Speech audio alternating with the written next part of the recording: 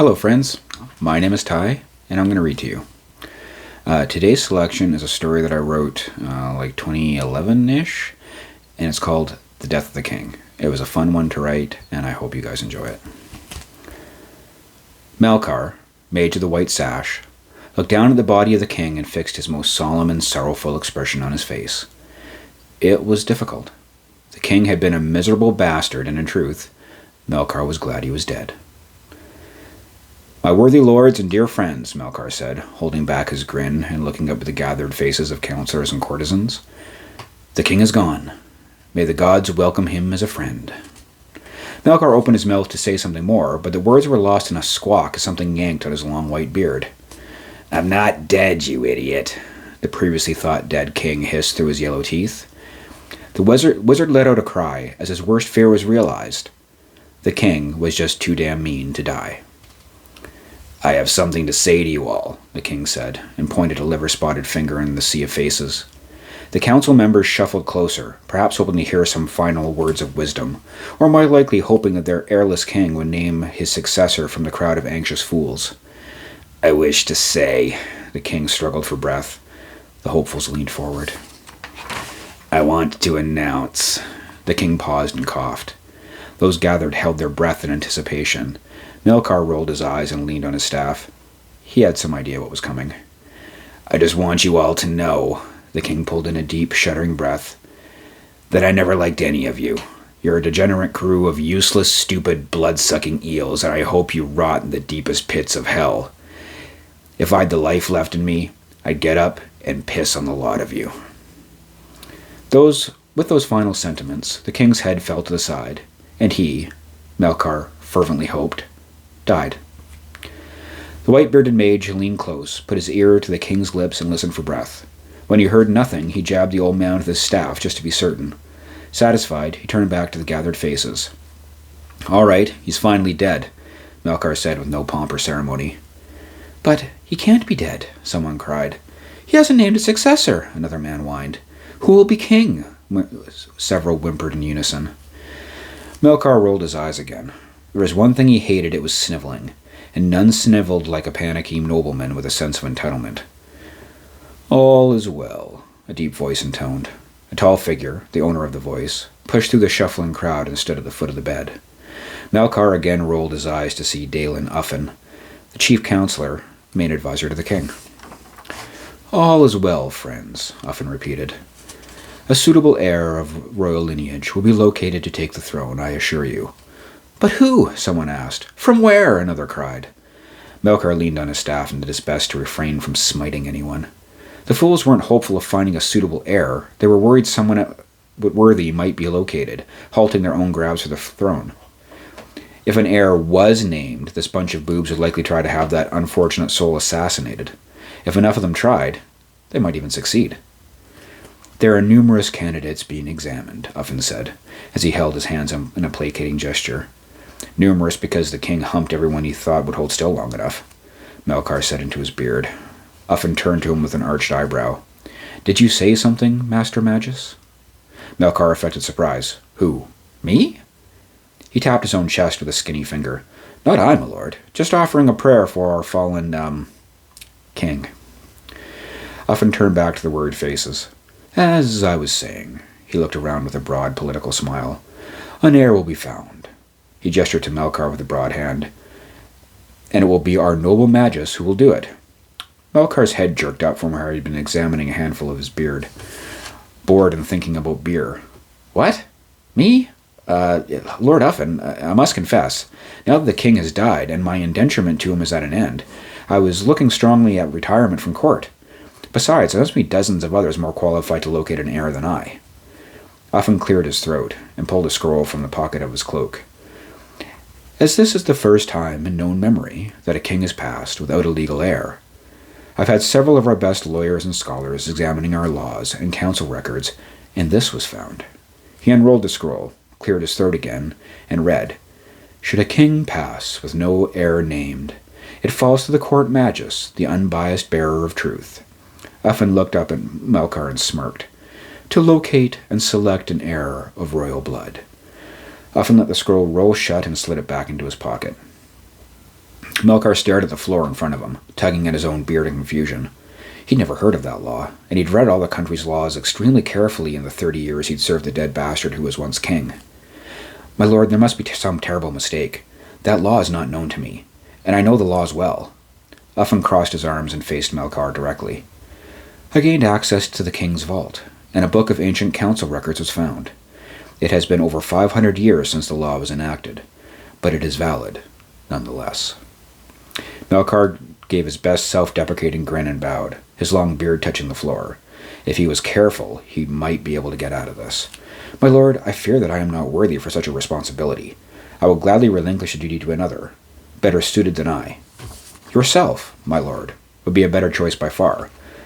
I am a mere mage. I do not know the qualities of kings. Besides, my lord, I was advisor to a king who is now dead, and the position of court magus is no longer mine. The responsibility must be given to another." Uffin smirked again. "The king is dead, but the crown remains. Your duty is to the throne, not to the man who sat upon it. You will serve until a new king is appointed and a new magus selected." Melkar covered his mouth and cursed behind his hand. The bastard was right, and the mage quickly saw his opportunity to get out of this damn place, slipping into the nearest latrine. "Remember, Master Magus," Uffin said, uncrossing his arms and resting his hand on his ornamental sword. "If to refuse this task is high treason. Treason against the crown means death." The guards in the room, most of them dumber than the lint in Melkar's beard, were smart enough to pick up on Uffin's gesture, and stepped nearer to the mage, tightening their grips on their halberds and screwing up their courage. Melkar could blast a few of them into oblivion, but he couldn't kill them all before they struck him with a great deal of pointy steel. They also knew that he'd be as good as dead anyway should they fail to support Uffin, who was the most influential man in the country now that the king was dead. There was nothing more dangerous than a terrified fool with a sword in his hand. Melkar, once again, secured a smile to his face and bowed low.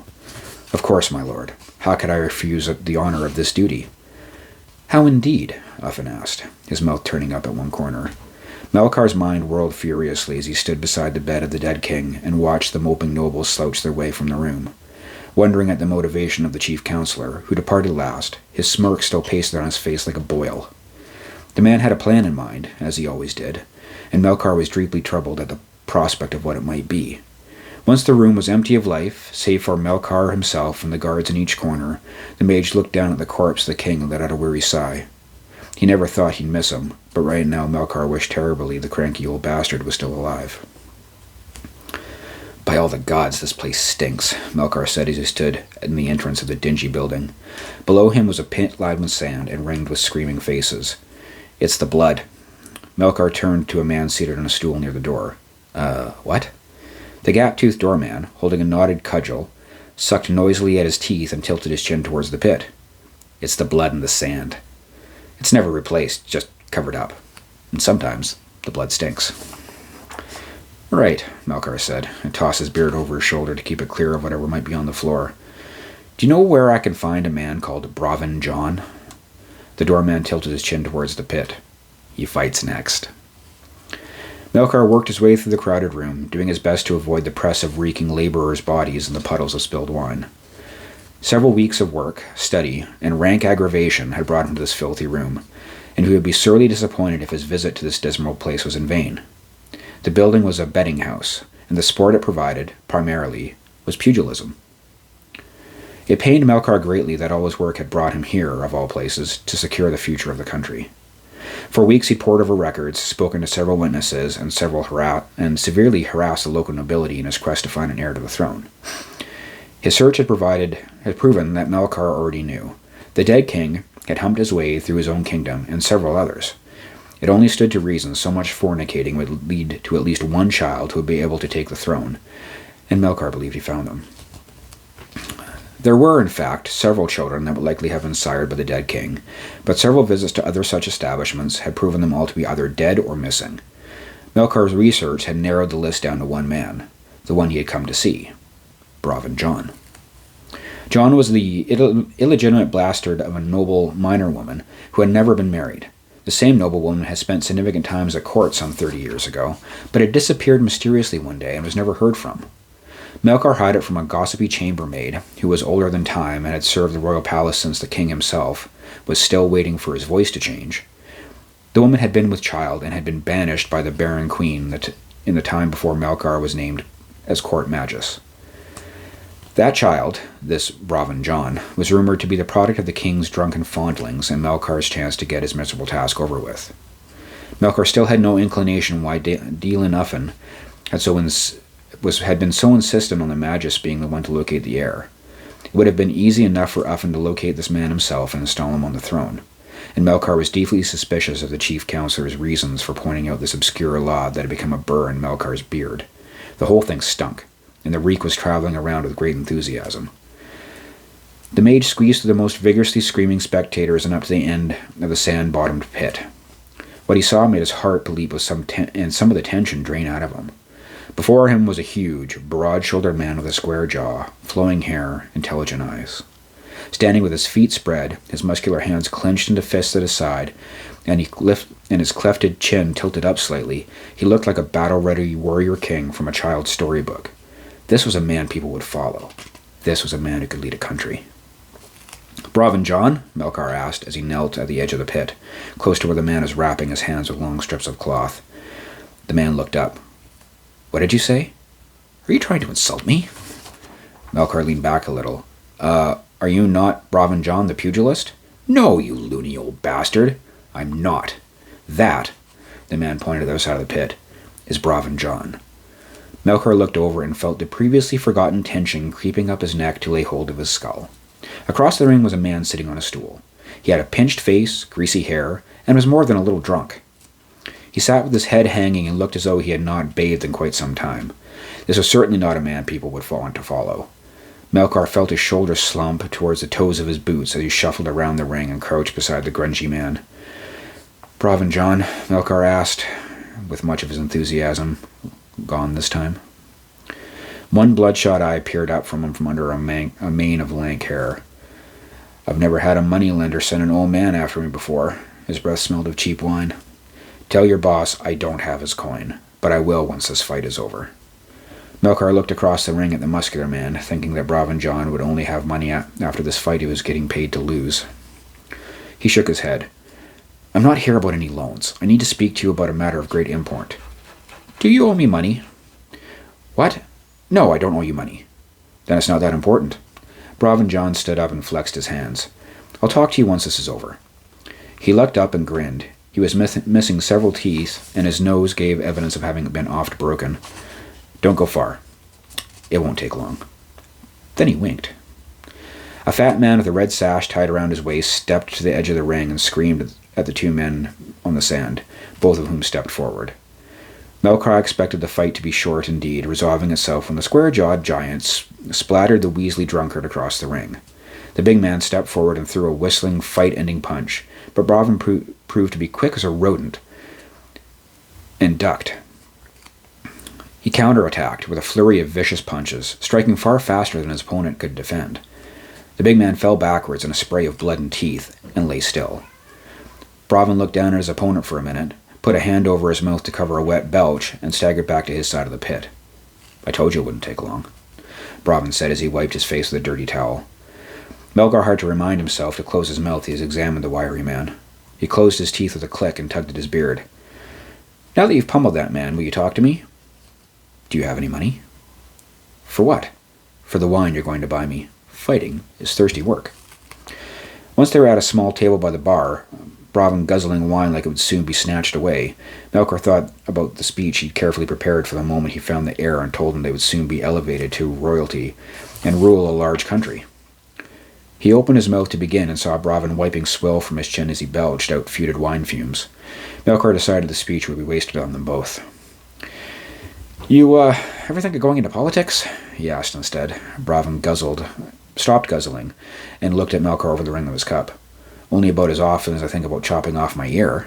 He wiped his chin again. "The thought of sitting in a stuffy alderman's office, trying to make an honest living as a crooked elected official, while the nobility spends the better part of their day shitting in my hat, holds no appeal." Melkar pushed his untouched cup of wine out of the way and leaned forward. "What if I told you that you could have a position a bit higher?" Braven had his wine cup halfway to his mouth and stopped, raising an eyebrow. "How high?" "Oh, say, the king?" The pugilist choked on his wine, sprang it across the table and into Melkar's beard. "How much wine did you drink before you got here, old man?" "I'm not drunk. Your mother was Sandal John, correct?" Bravin put his empty cup on the table and reached for Melkar's. "Aye, she was." "Do you know who your father is?" Bravin shrugged. "She said he was a man at court who would have nothing to do with me or her, and he was not something I wanted to be worried over." I took her word, and worried not. "Well, your father was, indeed, not someone to worry over when he was alive, but now that he is dead, he's left you a significant inheritance." Bravin folded his hands on the table and looked thoughtful. Then he belched, and looked thoughtful some more. "Are you being serious, old man?" "Aye, I am." "And what do you get out of bringing me to the throne?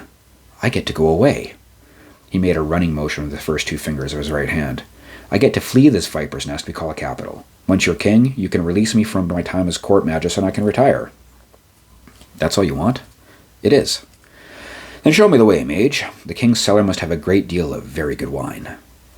Melkar was feeling exceptionally well as he led the way back through the mass of bodies towards the exit. Finally, he'd be able to stop coddling our lecherous monarchy, covering up scandals and harassing the nobility into doing what wouldn't destroy the peasantry. He'd get back to the study of wizardry, the pursuit of his craft, and get away from these miserable people. Melkar's elation died a quick death as he stepped out of the betting house and into the city's twilight. "Oh, be damned," he said. "Hello, Master Magus," Dealin Uffin replied. The ring of soldiers behind him said nothing. "Who's this?" Bravin asked. "One of my, worthy subjects?" Uffin gave a deep political chuckle. One of your subjects, indeed." He turned to Melkar. "Is this the man who you intend to be king?" Melkar glanced around nervously.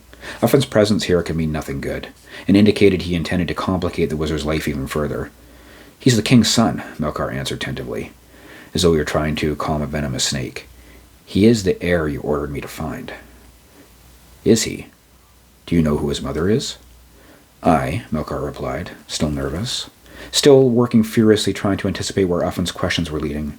He looked over at Bravin, who was busily glaring at the soldiers, flexing his hands. "Sandal John gave birth to him.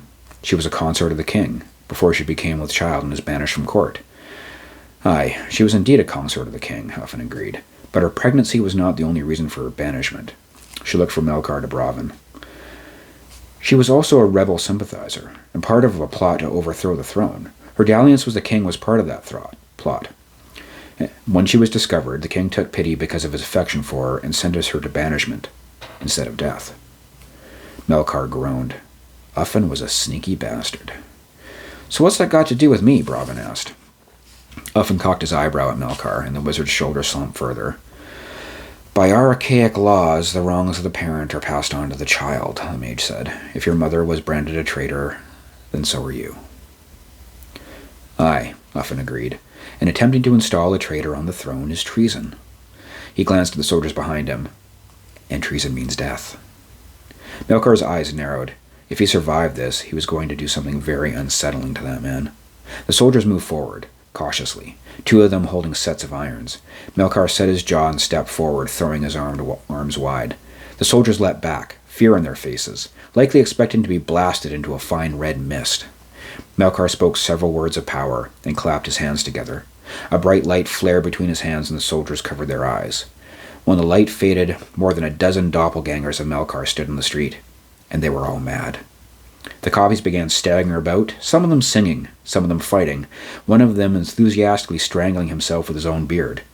"Run!" Melkar hissed at Bravin, as he turned down the narrow street as fast as their arthritic knees would bear him. Bravin looked at the soldiers, gave a gap-toothed snarl, and then followed. "After them!" Uffin shouted. His soldiers moved to obey, but the doppelgangers were thoroughly blocking the street, and a few of the more assertive among them had leapt upon the soldiers and were giving them dreadful huggings. Uffin roared in frustration as he attempted to push his way through the melee, and was kissed by one of the mad wizards. "What the hell is happening?" Bravin asked as he trotted easily beside Melkar. "Uffin is trying to kill us, and make himself king." They rounded a corner into a narrow alley, and Melkar stopped, his breath wheezing through his beard. He held his hands out towards the mouth of the alley, whispering rapidly, and a brick wall shimmered into place. "Well," Bravin said, hands on his hips, "that's handy." Melkar turned and pulled Bravin with him. "Don't be too impressed. It's only an illusion. Won't last more than half a turn of the glass, but it'll be enough time to get away. Aye, and where are we getting to? We make for the palace. And what are we to do there? Crown you king. Bravin stopped and crossed his arms. Melkar stopped as well and looked back, mopping his brow with his beard. What? Melkar asked. I heard that, man. If my mother was a rebel, it's treason to seat me on the throne. Won't going to the palace be the same as walking to the gallows? Melkar shook his head. No, trying to put a rebel on the throne is treason. It's a law to combat unrest and quell the idea of an elected official rather than a monarchy. If we make you king, then you're no longer a rebel. Uffen becomes a rebel, and this little scheme of his turns and bites him somewhere unkind. What scheme? Bravin asked and fell into step beside the wizard. Uffen knew who you were, Melkar answered, still breathing hard. Before I ever started looking for an heir, he knew I would find you and bring you to the crown. He also knew you'd be able to brand you as a traitor, play the hero, and install himself as a regent, as is done at times of vacant throne. He could probably even bully the royal council into making him king. So, what are we going to do?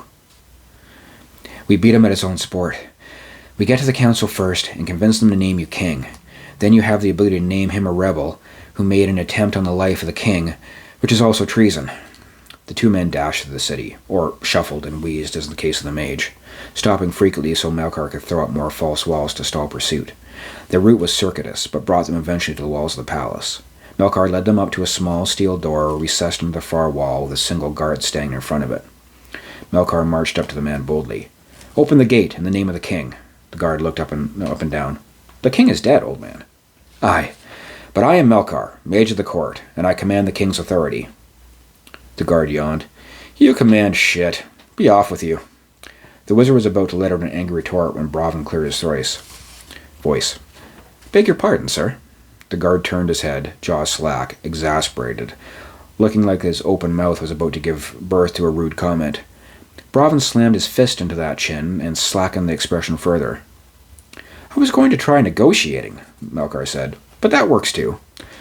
Bravin shrugged, then rifled the man's pockets, producing a large steel key which fit into the gate. Melkar snuck through the back ways of the castle while Bravin walked, awe painted on his face behind him. I've never seen such wealth, Bravin said. If we live, it'll all belong to you.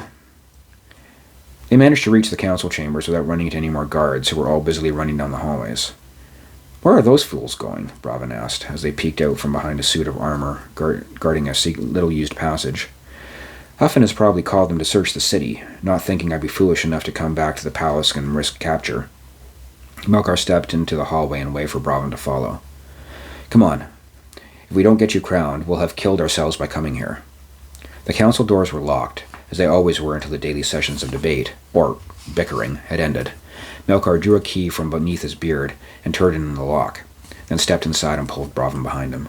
The king's council, a motley collection of old noblemen, elected officials, and drunken morons, looked over at the wizard and his charge, in obvious confusion. Whatever I say, Melkar whispered to Bravin, just stand there and look, sober. The pugilist nodded and put on a straight face. What is the meaning of this? A young, pimple-faced alderman demanded as he stood up and stepped in front of Melkar. Melkar jabbed a bony finger into the young man's chest, making him squeal and step backward. Honored friends, the mage said, I bring the solution to our troubles, and the future of the kingdom. No one in the room looked happy. Why should we accept this low-born sot? A voice called out. Melkar frowned. He'd only thought as far as getting to the council chamber, and had not considered how to convince this group of idiots to put a crown on this drunken brawler. Uffen said you would bring a puppet forward to deceive us, another voice called. Inspiration struck Melkar like a brick in the head, and he smiled through his beard. Dear friends, who here wishes to be governed by Dealin Uffen? All voices were silent. A good sign. If they weren't contemplating, they might actually be thinking. Who here is tired of being bullied by Uffen? And who would see his constant harassment of all here ended? Grumbles answered his query this time. Melkar knew he was onto something. Who would see a man on the throne that could be guided for the good of the people? Not much response. Melkar faltered, then recovered. Who would see a man on the throne who could be controlled for the good of you? A cheer this time. Melkar pointed to Bravin John, who was failing miserably at the monumental task of appearing sober. Then this is your king. The men in the room stood, their hands thundering together. One of the older noblemen snatched the crown off its cushion on the center of the table, tottered forward, and clapped it unceremoniously on Braven's head. Melkar sighed and smiled at Braven, who looked more than a little confused. "There, you're a king. Not bad for a day's work, eh?" Braven said as he touched the crown on his head. The council room doors burst open, and Dealin Uffin marched in the room. He pointed a heavy finger at Braven and Melkar. "Seize them, in the name of the king!" The soldiers around Uffin eyed Melkar warily, but shuffled forward nonetheless. The councilmen, who were still standing, all pointed fingers at Braven and shouted in unison, "He is the king!" The soldiers stopped and looked about. One rolled his eyes, dropped his halberd on the floor, and walked out. Braven gave his gap-toothed smile, sauntered up to Dealin Uffin, who was wearing a look of stark disbelief, and punched him square in the mouth. The former chief councillor fell to the marble floor, spitting out teeth, and Braven continued to grin. By the gods, that felt good. Melkar was trying to sneak out of the chamber before anyone noticed him, believing his job done, while several hopeful council members crowded around Braven and told him how wonderfully the jewels on his new crown matched the gaps in his teeth. "Majesty," the young man who Melkar had poked whined, "you need to choose your chief councillor. May I make a suggestion?" The man's spidery fingers were fluttering against his own chest. "Chief councillor?" Braven asked, rubbing his scarred chin. "No, I don't need suggestions. I know the man for the job." He pointed at the sneaking mage. "I name Melkar as my chief councillor." The wizard stopped, his shoulders climbing towards his ears like he'd just been slapped in the back of the head, then turned slowly. Majesty," he said, tugging at his beard, "I couldn't possibly accept. I'm much too old, and I've just vacated my position as court magus." "There must be a rule about switching from one to the other. By the gods, I hope there is." He trailed off as Braven snatched the crown off his head, pushed past the simpering council members, and strode across the chamber until he was nose to nose with the mage. "You can't leave me alone with these people," the new king hissed. "Look at them!" Melkar leaned slightly and looked past Braven's shaggy head. The council members were leaning close together, glaring at the king's back and muttering amongst themselves. When they saw Melkar looking, they all pretended to be busy doing something else. "I don't know the first thing about being king," Braven continued. "The only thing I know for sure is the old king, my father, I guess, was a miserable bastard, and you want me to make a better job of this than he did. I need someone to show me the way." He jabbed a scarred finger into Melkar's chest. "Besides, you got me into this. You can't leave me now." Braven stepped back and held up one hand theatrically as he put the crown back on his head with the other. "The king has spoken, and so it shall be." He looked over his shoulder at the councillors, who were all looking at him with carefully blank faces. "I said so it shall be." The assembled men glanced at each other, and the oldest among them, who had crowned Braven, shrugged his narrow shoulders. "So it shall be," he said. "So it shall be," the rest intoned raggedly. Despite feeling like he'd been tricked, Melkar knew Braven was right. To leave him now would likely mean his death. And if there were any chance of making this awful kingdom a better place, the new king would need a voice in his ear that wasn't trying to poison him or solicit money for gambling debts. Shuffling back into the center of the chamber, he dropped his chin to his chest in defeat. Oh, be damned. I had a lot of fun reading that, and I hope you guys enjoyed it.